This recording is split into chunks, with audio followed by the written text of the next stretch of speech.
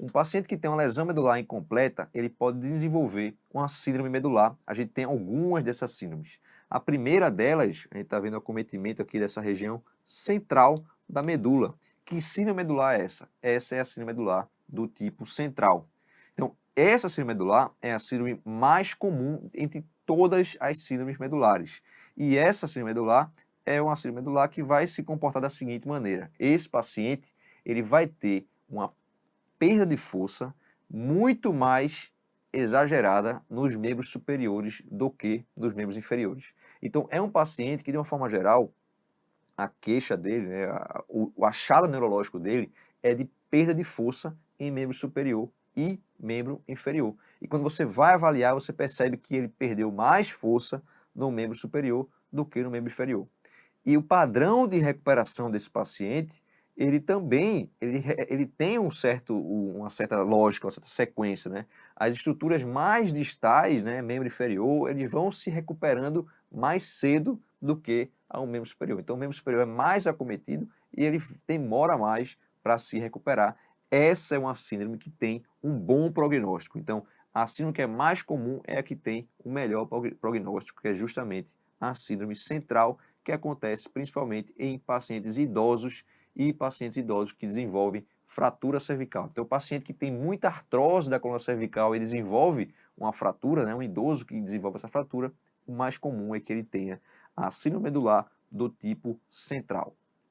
Outra síndrome medular é essa aqui, que é a síndrome medular anterior. Então, se a gente for verificar aqui, a gente vê que a porção anterior da medula ela foi acometida. Como é que a gente sabe que essa é a região anterior? Então, anterior e posterior, a gente se baseia aqui na fissura, né, pessoal? Uma forma fácil de avaliar isso aí é observando a fissura que ela é anterior.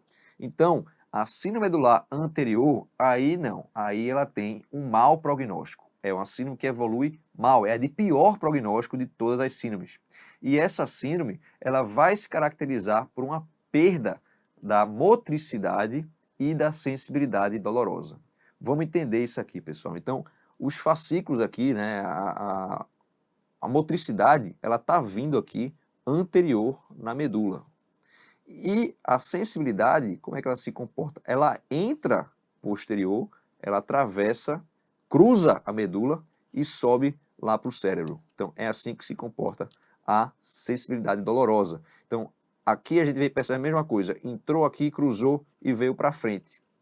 Então, pessoal, essa é a sensibilidade dolorosa e térmica.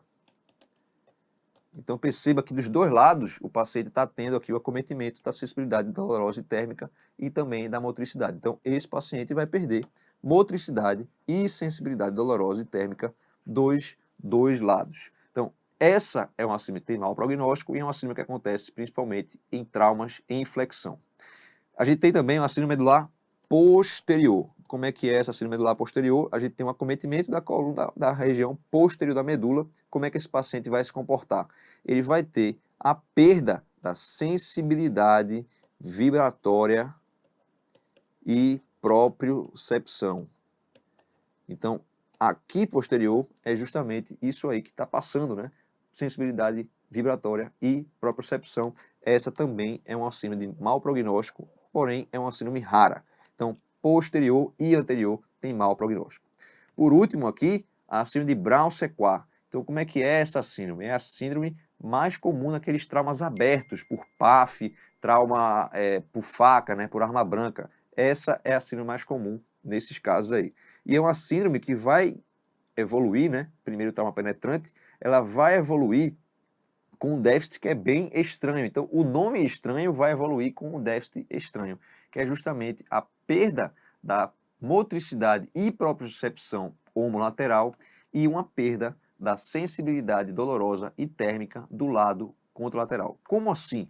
Então, a gente vê aqui o acometimento em vermelho, a gente lembra que a motricidade está vindo aqui, né? A gente lembra também que a gente tem a propriocepção vindo aqui atrás, do mesmo lado, e lembra que a sensibilidade dolorosa, ela cruza a medula. Então, o que a gente perdeu com o acometimento aqui, foi o que veio do outro lado, tá certo, pessoal? Então, a gente vai perder uma sensibilidade dolorosa contralateral e motora e propriocepção homolateral. Isso aí é bem importante, cai bastante nas provas, ok? tem que conhecer as síndromes medulares. Lembrando que Brown-Séquard também tem um bom prognóstico de recuperação nesses casos.